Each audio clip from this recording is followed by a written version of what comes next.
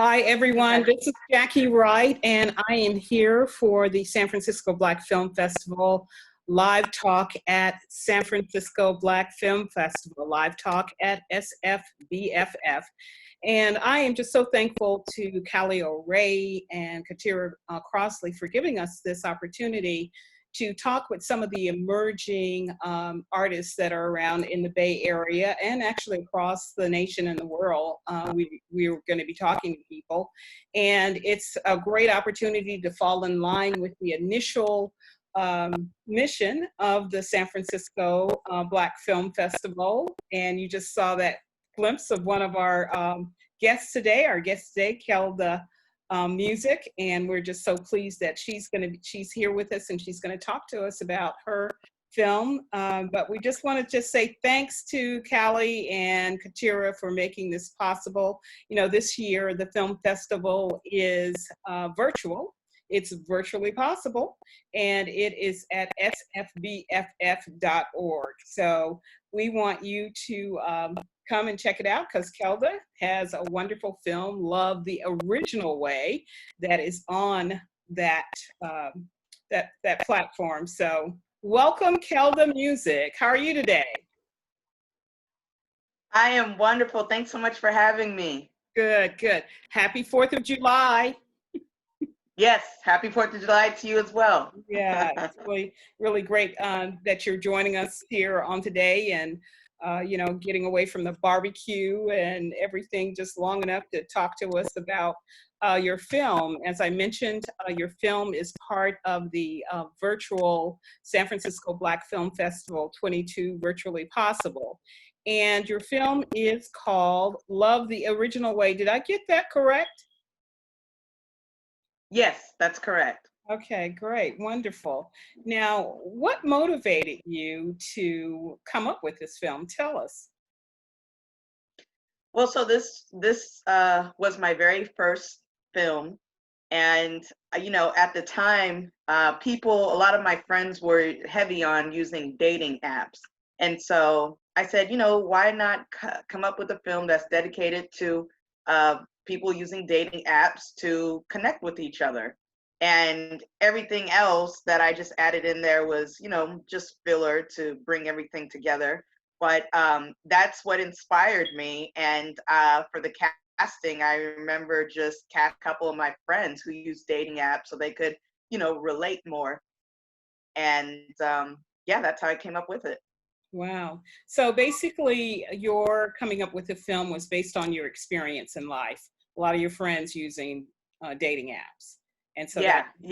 From that, you know, so this is your first film, and that's one of the great things about the San Francisco Black Film Festival. It gives an opportunity for emerging artists, and of course, we have great people that are part of the film festival that have quite the extensive careers, like Danny Glover.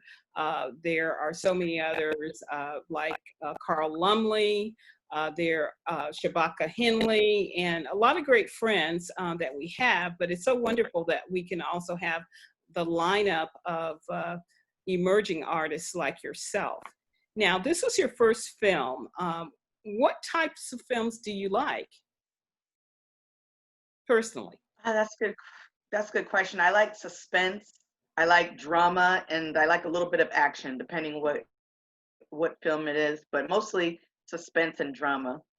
Suspense and drama. Do you have any favorite ones at all, or just anything in that genre? Anything in that genre, but my favorite film is probably The Uninvited. That came out several years ago, and that was suspense and drama. Great, great. And just the way the story was told and the way it was directed, it just made me like those kind of films more. Great, great. Now, you were inspired to do Love the Original Way based on the apps that your friends were using, basically based on your personal life experience and everything. And I just thought that was quite interesting, because my first iteration of your work was not in film at all. It's music. So Tell to us a Yes. little bit about your music experience.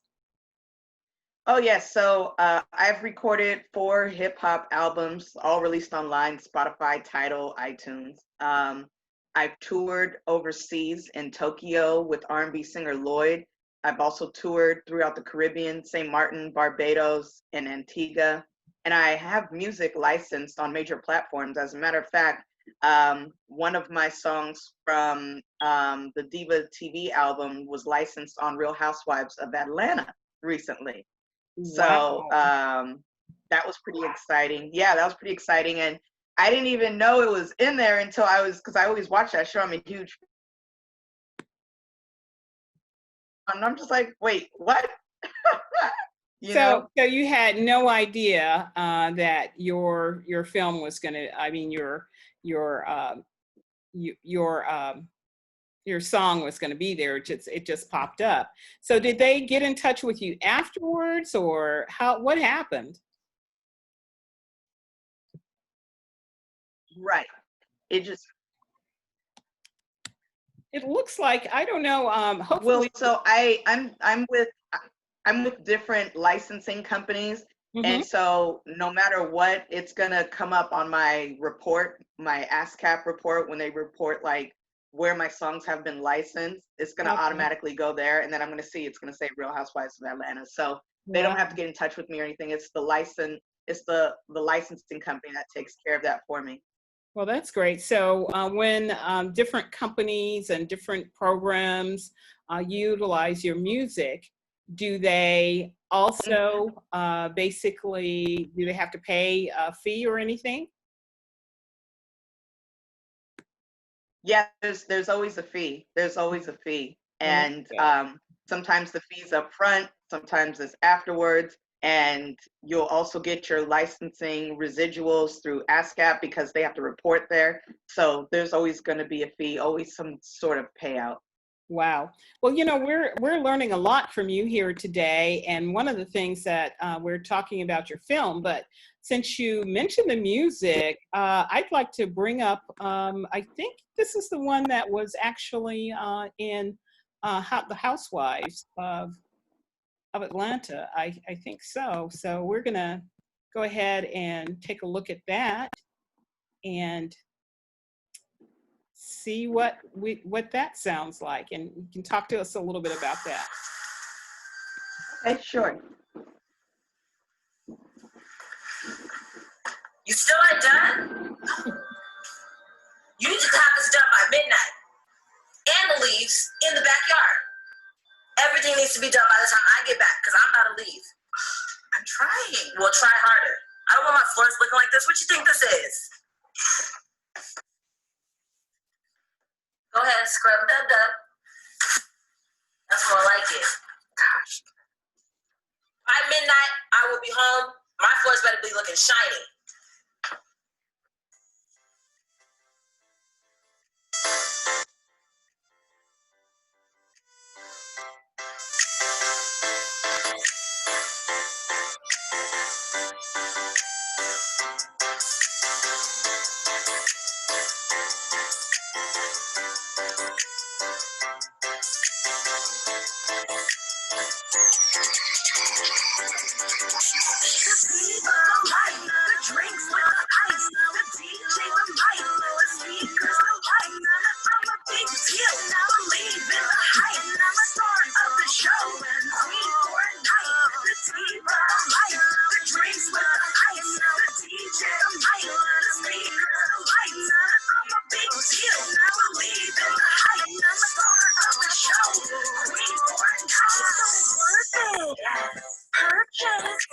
Dresses, shoes, jewelry, purses, hair, nails, makeup, perfect. Fashionably late on purpose. They notice I'm dressed the freshest. My name on the special guest list. Diva this, diva that. So many, too many questions. You're late, I expect the hate. My bad, I didn't mean to wreck your day. Check your mate, I ain't about to brawl. Line up to buy me alcohol. My crew just VIP lounging, y'all.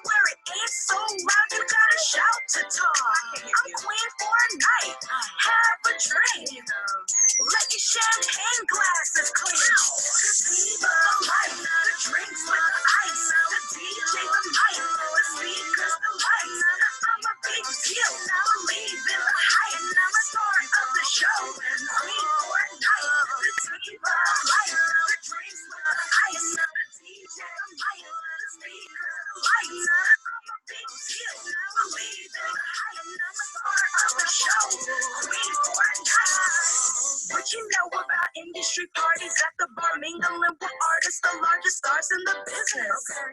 What you know about industry parties at the bar mingling with artists, the largest stars in the business? I remember. Hosted a Diddy party in Vegas. Couldn't believe who all was on stage. I remember Birdman's birthday. Club Lynn, MIA. I love it. I'm a red carpet VIP for sure. Probably see me on the floor at the BET Awards or in a bikini on tour. Caribbean, home of Rihanna. I get it in. iPod, close eyelids. Wake up on a tropical island. Thanks to the pilot, me and my stylist. Fresh off a flight, we the flyers. The light, the drinks with the ice. The DJ, the mic, the speakers, the lights. I'm a big deal. Believe in the hype. I'm a star of the show. The drinks with the ice, the DJ, the mic, the speakers, the lights. I'm a big deal. Believe in the hype. I'm a star of the show. Queen for a night. Have a drink. Let your champagne glasses clean. I'm queen for a night. Have a drink. Let your champagne glasses clean. What you know about industry parties at the bar mingling with artists, the largest stars in the business? What you know about industry parties at the bar mingling with artists, the largest stars in the business?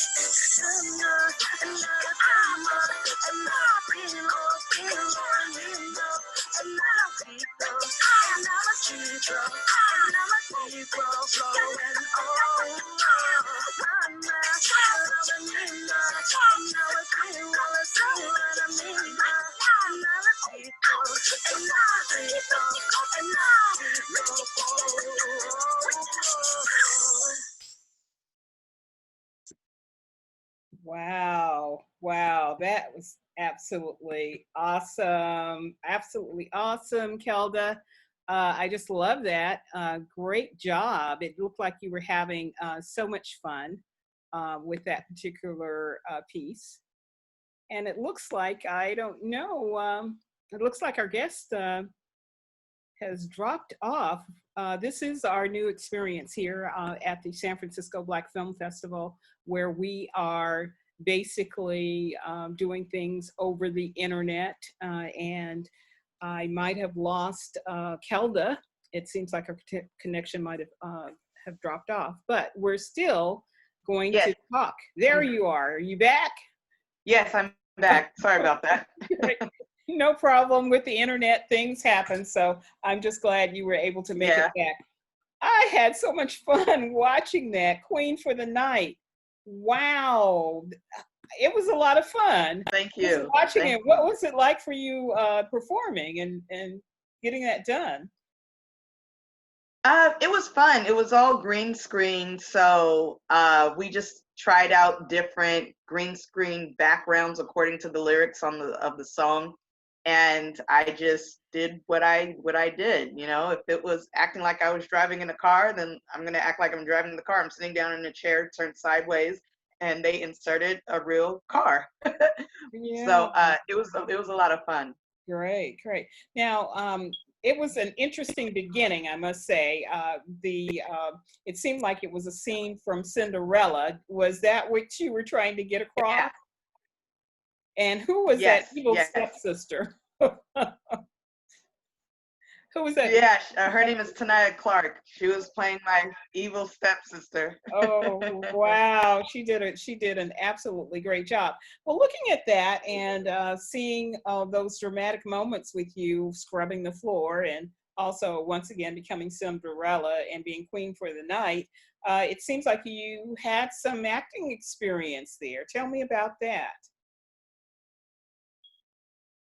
Oh yeah, I started out acting since I was like 5 years old. Like my mom would join me in different acting schools. I had talent agents. I was going on auditions, reading scripts, especially for like cereal commercials, anything that was for kids. And I just ran with it. And that also inspired me to be a filmmaker as well, because I can act in my own films. Wow, So, that's a great way to do it, to produce your own. Kind of reminds me of one of the forerunners in my mind about that, of course, is Debbie Allen. A lot of the work that she's done, you know, as a mhm, dancer, become a director, and has her own production company back in the day. And of course, there have been a lot of great mhm, women and men that have come on the scene since then. So it's just great to have somebody in the mhm. Bay Area do that kind of work too. So did you produce that in the Bay Area, or did you go to LA, or what did you do? Oh no, I produced it. I produced it here in the Bay Area. We produced it between Oakland and Berkeley. Hmm. Great, great. And so Hmm. pretty much, how did you get your crew to put that together? How did you do your casting? How did you come up with the producer or the director to help you out with that? So him and I sat down several times, and I told him the story, the concept of the film, and then he wrote the script and he wrote an official synopsis for it. Okay. As far as the casting, we just decided to let me do the casting for it. And I said, to make things easier right now, since I don't have a huge budget to hire a casting director, why don't I just call up a couple of my friends that I know are in the industry and they know all about acting. And that's pretty much how it turned out. It just, Right. you just got to partner with someone who knows this industry really well and who knows how to make a film, Mhm. and put your name on it, and it's your film. Wow, that's fabulous. So that was some of the background, because, well, in terms of the director that for your music video, how did you find him though? Was he already a friend of yours, or how did you find out about him? Oh, yeah, for the music video, his name is Tone Jackson. I've been friends with him like for 20 years or so. Like, we've done other music video projects together, and this one right here, I said, this one has to be animated. This one has to have, some character to it. And it's probably one of the best videos him and I have ever made together. Mm-hmm. Okay, well, that was really good. Are there any particular stories about your experience? You had mentioned that you had traveled a lot in terms of your music. You mentioned, I believe, Tokyo and other Hmm. venues. I know for some reason, I seem to think of you in the Caribbean or something. I saw a post or something like that. Maybe Yeah. it's the Caribbean. Was it the Caribbean? Yeah, good. Yeah, So it was the what were those Caribbean. I've experiences? toured in St. Martin, Antigua, and Barbados, all three islands. Great, great. Well, what was that like for you? Was it your first time traveling at that particular time when you were promoting your music? Yeah, it was. And let me tell you, the experience was fantastic. It was like the tour buses were different, and you had to ride in the tour buses with the other Caribbean artists, and I'm like the only American. So, there's a little bit of a language barrier. Everyone's, talking and speaking their language, and I'm just here listening and waiting for us to stop so, we could go to rehearsal and get on stage. But you just learn, like, it's a cultural exchange. Mm-hmm. That's what it is, because you're just learning about their culture. They're learning about your culture as an American music artist. I'm learning about their culture, doing soca, calypso, reggae, and together we just had so much fun. It was just so much fun. It was a lot of stop and go, um, going to the radio stations, go to the news stations. I was even on Good Morning Antigua. So for us, that's Good Morning America. Out there's Good Morning Antigua, and that was an amazing experience, just being live on TV in front of thousands and thousands of people. But I hope to go back soon, once everything clears up. Great. And you've got a film now. You've got a film now that you can show as well. And speaking of Yeah. which, it is a short, which means usually in the film industry world, anything that is less than 40 minutes is considered a short. And yours is 7 minutes. And it's amazing how great of a story can be told in as little as 1 minute, and Yeah. under 10 minutes and that sort of thing. So let's take a look at at that, your film, Love the Okay. Original Way. Okay, let's take a look Yes. at that. All righty. Yes, indeed. Here we go.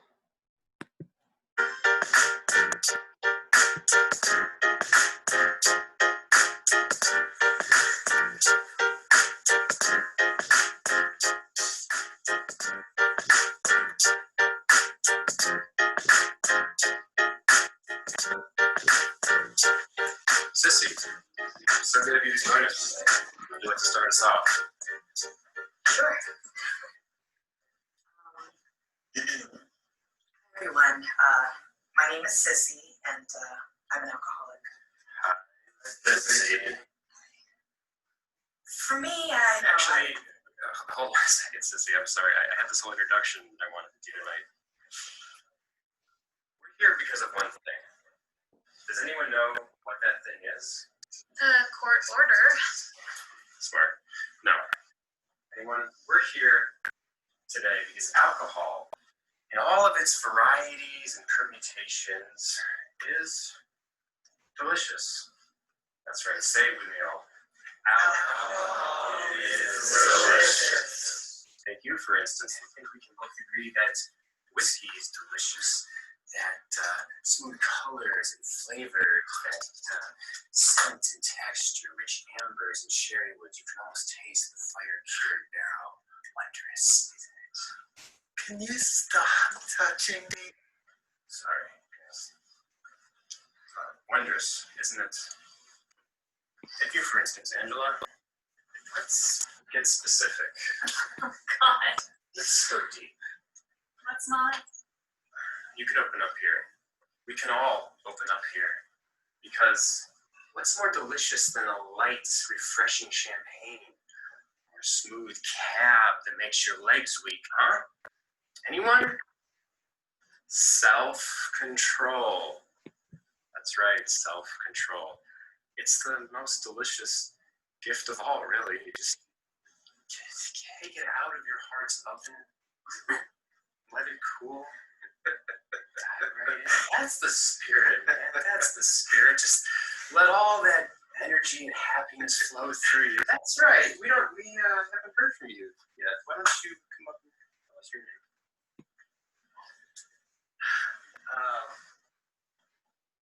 Hey everybody, I'm Aaron, and I'm an alcoholic. For all of the delicious reasons just listed.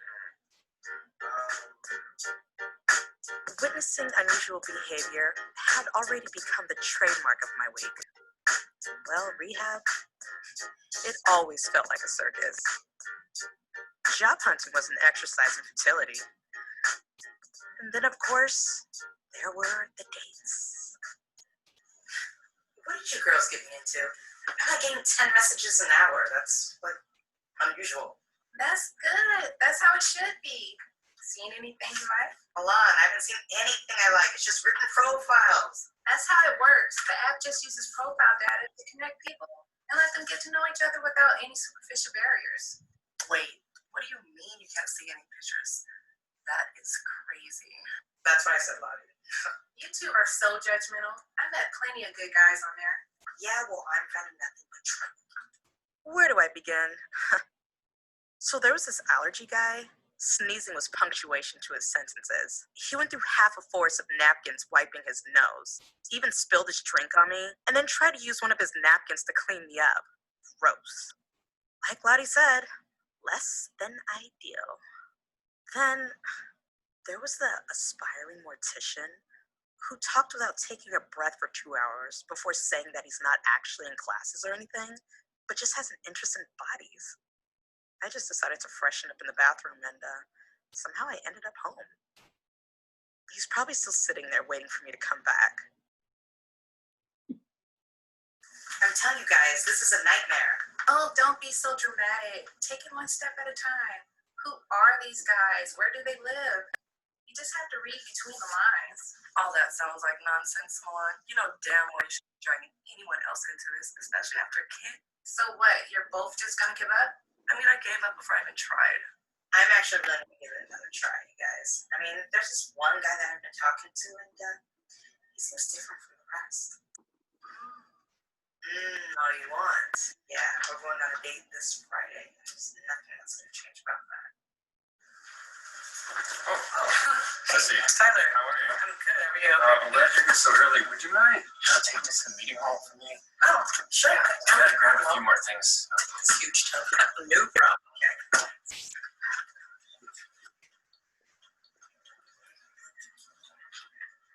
Hey, lady. Yeah. Drop something. Oh, Aaron, right? Sissy. Yeah. How's it going? It's going all right. How you doing? Pretty good, thanks. Good. Pretty good. Need some help with this? It looks heavy. If you don't mind. Yeah, I'm just roasting some people. That's all right. I'll follow you. All right, cool.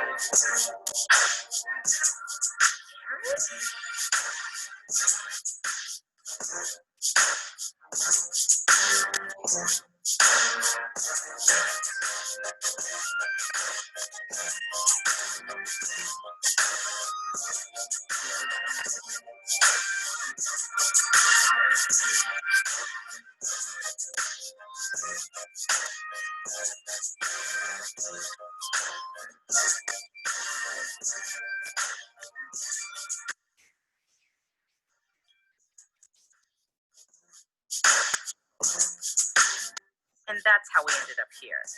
There's a lot of valuable lessons in life. You knew not to give up on anything just because of the way it looks or sounds. We might be at home and not know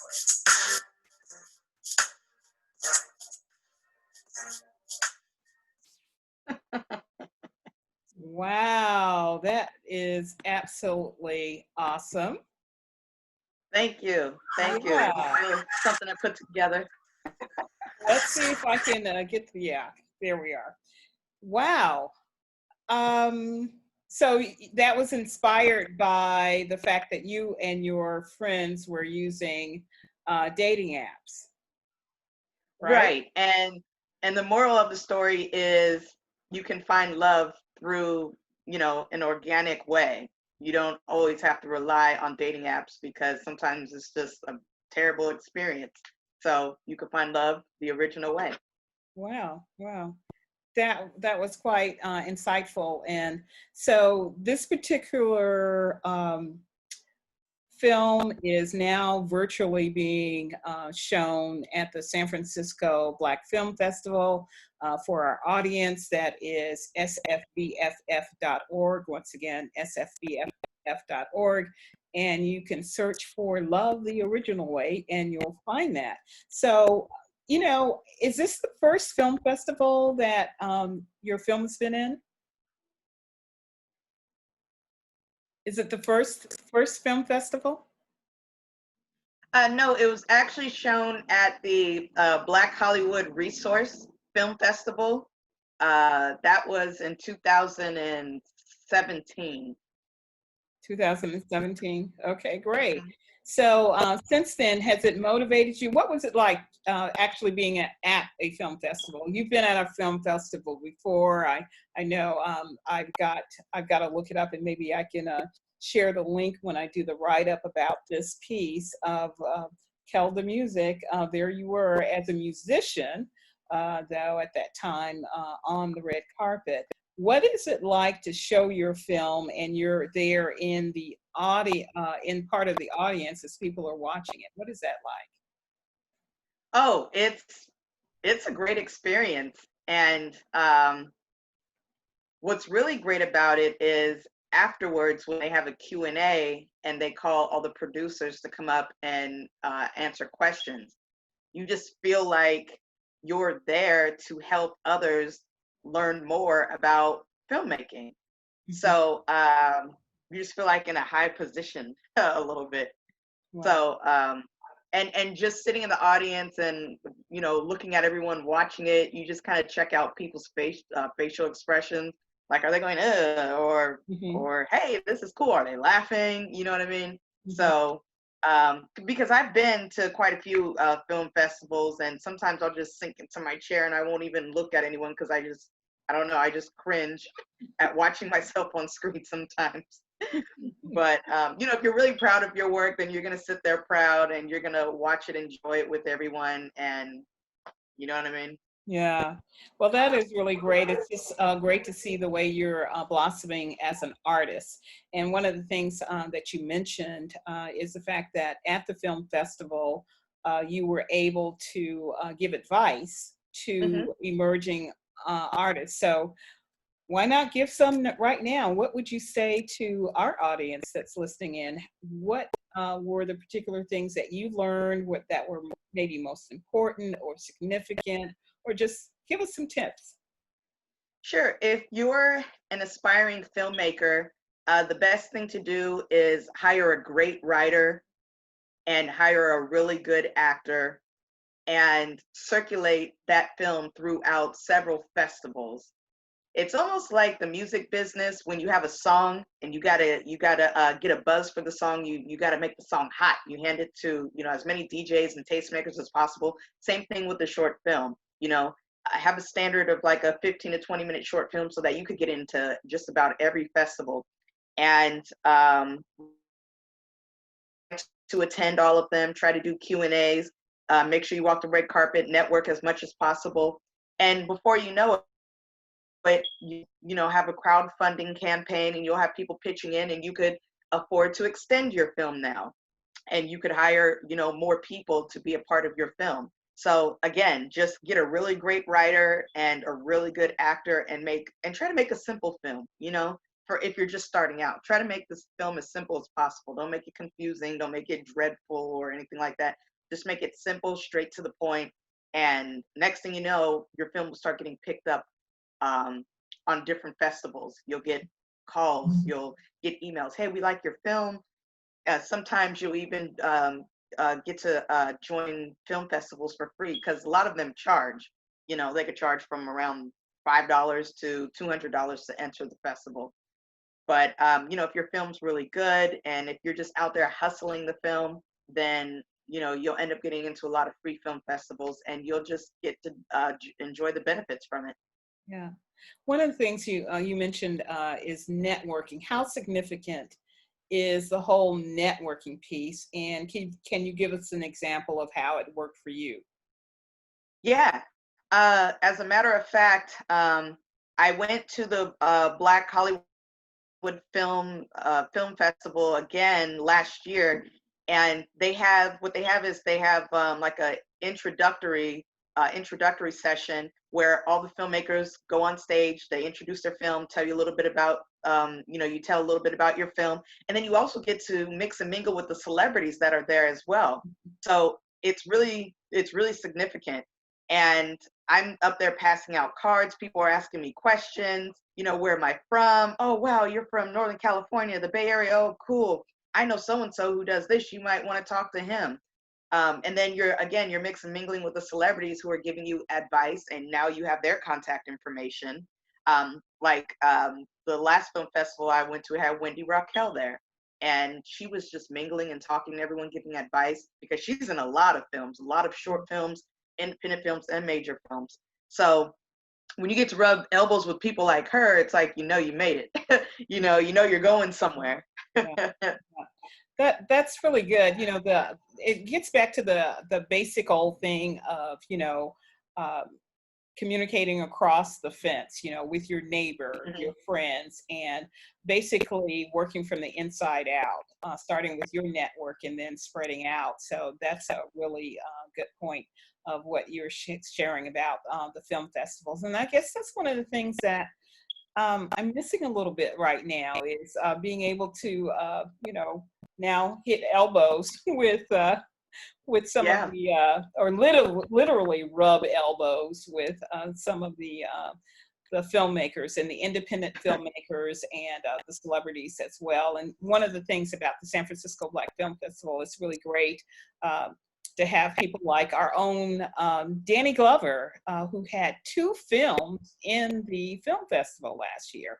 And it's great when Oh, wow. you take the time Wow. to talk to people and let them know, you know, at the question and answers afterwards, some things that they can do. So it's always inspiring to see that filmmakers or artists have that kind of heart. And here it is, you already, as you're moving up, you have that heart of opening the doors for people, making a way for people. And that's really what the San Francisco Black Film Festival is all about. The owner of the film festival, the original founder, the late Ave Montague, that was the main purpose, to give the emerging artists an opportunity to interact with some of the filmmakers that are more established, and in some cases just giving a voice for the filmmaker. And how important is that, to have somewhere you can go to show your film, to explain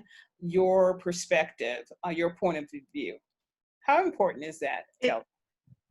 It's very important, because it just shows that you're in the know and that you're open to networking with others and you're trying to push your film. And that's why every time I go to the Black Hollywood Film Festival, they make it all about the filmmakers. You know, they give everyone a chance, you know, during the introduction, they give you a chance to introduce yourself, talk a little bit about your film. And then the 2-day festival, they give you 2 times to get up there and, you know, do Q&As with the audience. And a lot of these people who are in the audience aren't even filmmakers. They're just people who want to come and watch good films at the festival.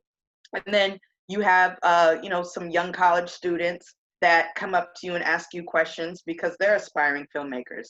But it is very important to make sure that you get your film out there as much as possible, and that you're meeting and greeting with people, so that you're getting your name out there, you're getting your film out there, because you'll run into these same people again. We're all a family in this. Exactly. You know, I was just thinking about Robert Townsend. He's been a great friend of the San Francisco Black Film Festival. And one year, the film festival had as its opening film, his film at the time, that was In the Hive, is what it was about. And it was based on a true story about this teacher in North Carolina, and how she was teaching the young people that were, you know, having difficulties, etc. And he had people like Michael Duncan was in it, and also yeah, and it was I can't think, Loretta Devine. How could I forget her? She has such a distinctive voice and everything, and it's great when someone like a producer like Robert Townsend and all those kinds of people are here. So when you see that in a film festival, there may be a lineup of people like the Robert Townsends, the Mario Van Peebles, and various ones that have been here in the Bay Area,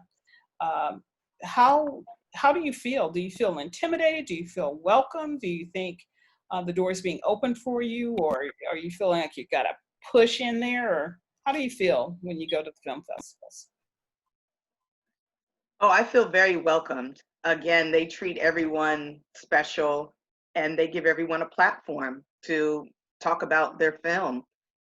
You feel like you're at home. You feel like you're, you know, a part of the family. You know, as long as you have a film to show for it, everyone's going to give you some kind of recognition. And that's why I go every year. And other film festivals I've been to, just after they watch your movie, everyone comes up to you afterwards. Oh my God, I like your film. You know, what inspired you to do this? And then it's like an interview right there. You know what I mean? So it's just so much fun. You know, when I first started out with doing films, I didn't know anything about the film industry. I didn't know what film festivals were, you know, except for the one you invited me to. But I didn't really know, you know, the first thing about getting your film in a film festival. How does it work? You know, do you get paid? You know, are you going to blow up after that? You know, but now I'm learning, and it's just all about gaining recognition, respect, and people understanding where you're coming from as a filmmaker. And it's just like you put your thoughts into a film and everyone's, watching what your thoughts are on screen. So everything just plays out. I love it. Yeah, and it's a real difficult industry because we had Ty Mans as our original live talk at SFBFF guest on Father's Day, and he is the head of the Mans Mackey Film Studio. And his focus is basically writing more so than anything. And he had mentioned that there's about 7,000 scripts that are submitted for reading and that sort of thing, and only about 400 of them get produced. So it just shows how competitive it is, and that's why I think that networking really makes a big difference in everything, and that's why it's really significant to have the San Francisco Black Film Festival that's been around for 22 years. We've seen luminaries come through, and then we have seen emerging people come through, and everybody's welcome to the San Francisco Black Film Festival. And I should mention right now, the website is sfbff.org. You can go there 24/7 right now because it's being virtually screened with about 200 films that are going to be screened between now and August 2nd. There are some other live guests and everything that we're going to have. And I just want to thank you, Kelda, for being one of the guests too on the 4th of July of all days, to break away from all the barbecue and the festivities. And I know you're social distancing though, right? Yes, I am. Yes. Yeah, good. But it's just great to have the film festival to give people an opportunity, because it's difficult. It's amazing. You can see some fantastic films by even some great talent that you know of, and sometimes they don't even make it out of the film festival circuit.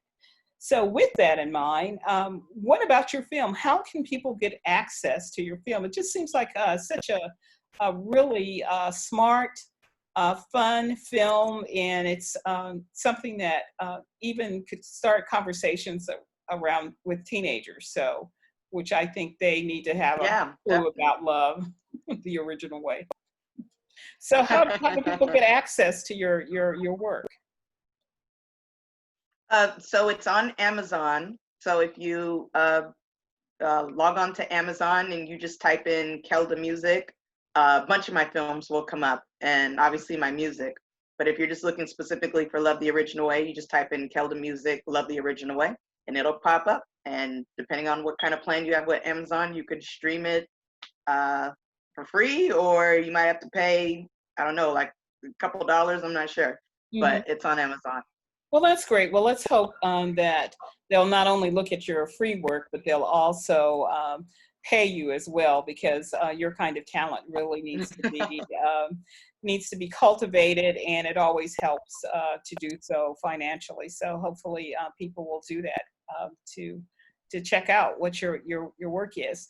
Now, you had mentioned your mom had involved you in some commercials and that sort of thing previously. So tell us a little bit about your personal life and your walk as developing as a young woman and with an interest in art. Yeah, so it started out when I was 5 years old. My mom would take me to different talent agencies and acting schools, and next thing you know, my weekends are busy. From Saturday to Sunday, I'm in acting class all day, and then the following week I would have an audition, and then the next week I'd have a couple auditions. And for me, it was just, I balanced it out with school. There's been a few times I was taken out of school to go to an audition because it was an important audition, but I balanced it out with my social life. Still had fun with friends, still went to birthday parties, had sleepovers, did anything that the typical kid would do. And as I got older, I started dabbling a little bit into music and started singing and recording records, and really just experiencing real life to where I can incorporate a lot of personal situations that I've been through into my music. So, you know, just growing up, I've always had a balance of my social life and of the entertainment industry. So you had the fun. So your mother was not the typical stage mother, then, what you're telling us. Not, she wasn't a mother dearest, it sounds like. No, she wasn't like that. She would just, you know, hey, are you practicing? You know, do you want to go to acting school today? Do you really want to do this? You know, let me know, because I don't want to force you. And I did. You know, there was some times where I'm just like, no, I want to stay after school and join some activities, or I want to go play with friends. And normally she would just be like, okay, I'll just call your agents, you know, let them know you won't be able to make it today. And the agency understands. They understand that, you know, a kid has to live their life. So, and as long as that was happening, everything was comfortable for me, you know, that I was able to do it when I felt like it. That is wonderful. It wasn't a situation where you were just made to do it. So that's really great. So anything else about your personal life or your experiences that would be insightful? I think for parents listening out there, that the key of involving and engaging a young person as to, is this the desire that they have or not, I think is really very key. So thank you for that. But anything else that you'd like to share or with the audience? Yeah, you know, if you're an aspiring artist, filmmaker, musician, just join as many organizations as possible, network. I highly recommend joining a lot of Facebook groups, because they give out free advice. They post a lot of free casting calls. They post a lot of breakdowns. That's pretty much it. Just network as much as possible. And the best way of doing it right now is social media, since we're all social distancing. Yes, that's really interesting. You know, the fact that here we are, you know, chatting over the internet and everything and miles away from each other. So in a way, I guess that's one of the blessings that's come out of this whole pandemic thing, is that we've had to think about different ways to communicate with each other. And I thank God for the internet, you know, it's amazing. So I really appreciate your being here and being able to talk to us and engage. You know, and today is, of course, the 4th of July. And at the top of the hour, we both wished everybody a happy 4th. There's a few hours still to enjoy. But I just thought, as we're ending, we'll speak a little bit after this. But I wanted to share with everyone this piece, and I'd like to get your response afterwards too, Kelda. So hold on, don't slip away here as we get ready to look at this other piece. And it is What to the Slave is the 4th of July by Frederick Douglass, and it's his speech, and it's being done by the young people in his family. Have you heard that yet, Kelda? The descendants? No, not yet. No. Okay. All right. Well, good. This will be great. We'll enjoy it together, and then we will see what you think about it and everything. Okay. Here we go.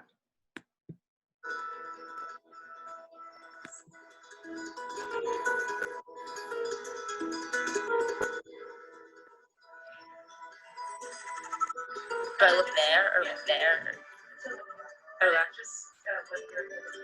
Okay. My name is Alexa Ann Watson, and I am the great-great-great-granddaughter of Frederick Douglass is my great-great-great-great. great-great-great-granddaughter of Frederick Douglass. I am the great-great-great-grandchild. I've been counting on my fingers since I was like 5.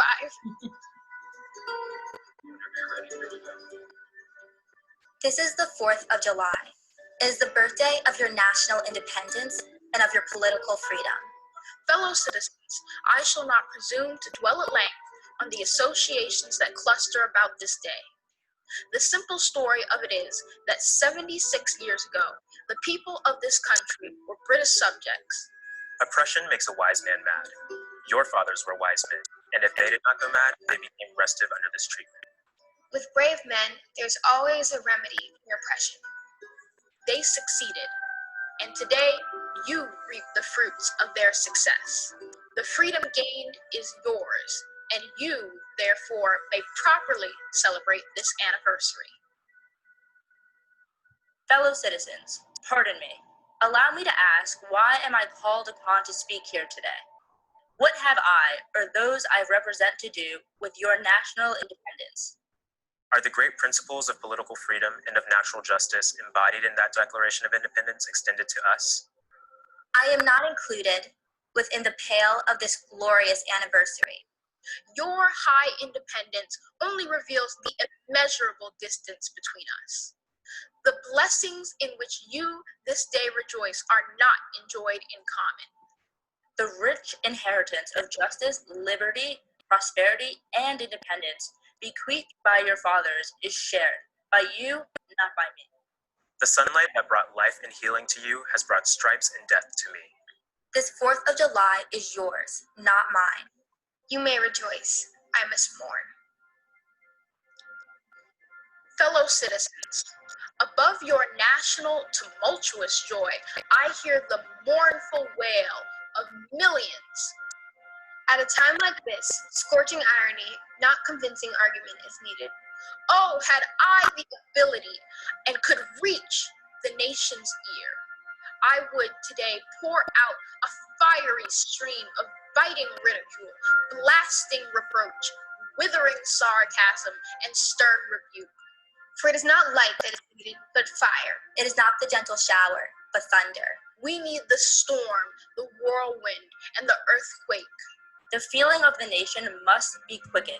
The conscience of the nation must be roused. The propriety of the nation must be startled. The hypocrisy of the nation must be exposed. And its crimes against God and man must be proclaimed and denounced. What to the American slave is your 4th of July?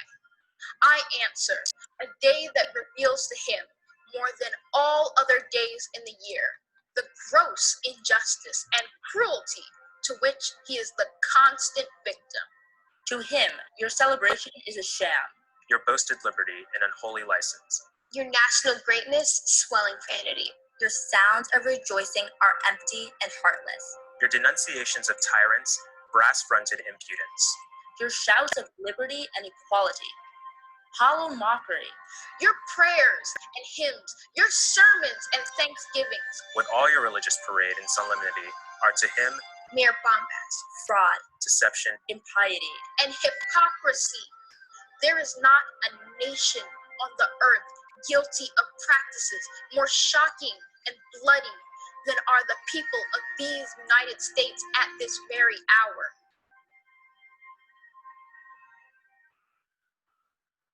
Allow me to say in conclusion, notwithstanding the dark picture I have this day presented of the state of the nation, I do not despair of this country.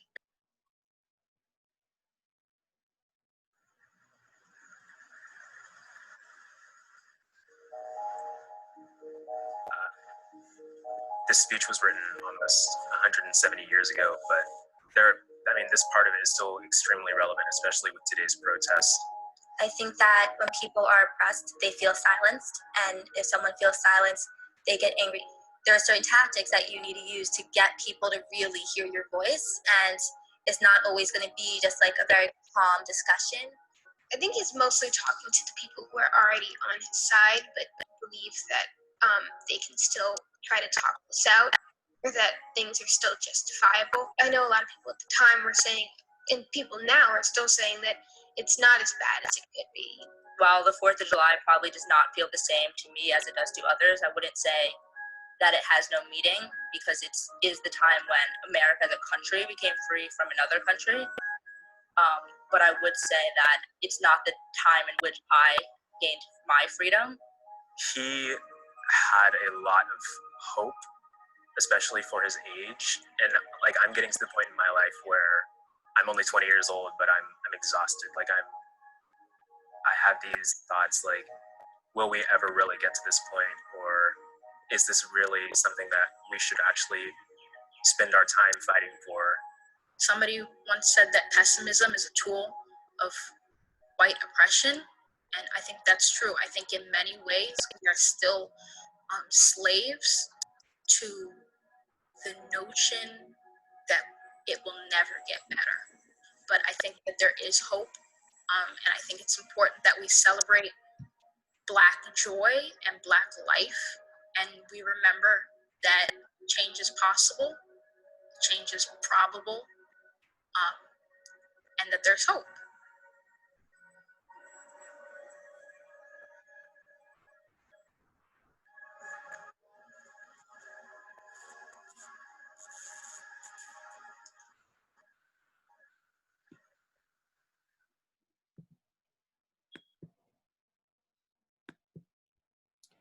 Wow, that was pretty heavy, I would say.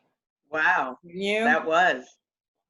But one of the things I thought was very interesting about it, it still had, you know, a message of hope from his young people. Any thoughts or anything that you'd like to share before we close out here? I just thought it was a powerful film, and that it gave the young Black youth a platform to speak, and you know, just pretty much explaining how they know, you know, they know their history. So bravo. Yeah. You know, I've heard James Earl Jones present a portion of that before, and of course he has that very strong baritone voice and very, very great orator. But you know, as I was listening to the young people, it just really it was inspiring, because you had those young voices, and in this particular case, the actual descendants of Frederick Douglass speaking the words of their forebearer, and then they added their words to it, how they were feeling. So it just goes to show you the power of film and filmmaking, and the idea of utilizing them was really, really great. Because at one point I was thinking about just utilizing James Earl Jones, but then I thought about it. I said, you know, it's time to transition. It's time to transition into the future. And I just thought it was just excellent to have the young people give their perspective, and especially the young man that said, you know, that at least there was hope, you know, there, and that was a good way to kind of end it all, that not to let the conditions that we find ourselves take away from the excellence of our country and the great founding words. It's all a matter of just making it real for everyone. And I really want to thank you for your being here today, Kelda, and making things real for us, and sharing some of your experiences, and then sharing your film. Just a wonderful film, and I just love that Queen for the Night. It's just a fun musical piece. So congratulations to you on your music. Thank you. Congratulations to you for your films. And is there going to be anything else that we will be hearing about from you anytime soon? Yes, I have 2 other films that I'm working on. One is called Lo and Behold, and the other one's called Modesto. And I'm actually working on another single that I'm going to record tomorrow. So I'm just taking things project by project, and it will all come together when it does. Okay. Now, how can people get in touch to make sure that they get your newsletters or get updates? Give us your social media or something, or your Instagram, of how we can stay in touch with you. Yes, you can visit my website, keldamuzik.com. That's KELDAMUZIK.com.